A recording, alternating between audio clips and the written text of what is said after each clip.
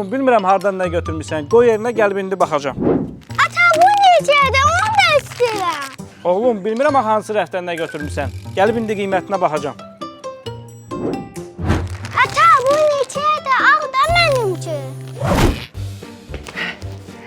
Balaca, atanı niyə incidirsən? Qiyməti öyrənmək istəyirsən?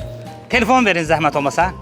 Baxın, Oba mağazalar şəbəkəsində istənilən məhsulun qiymətini öyrənmək üçün daxil oluruq Oba Plus mobil tətbiqinin qiyməti yoxla bölümünə. Balaca məhsulu ver zəhmət olmasa.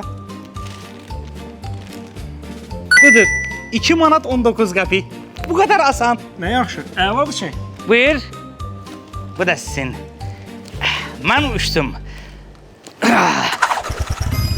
Üzr istəyirəm. Biraz balaca yüngül problemlər var. Farsumkalar yüzüdür, malyamonu elə tam uça bilmirəm.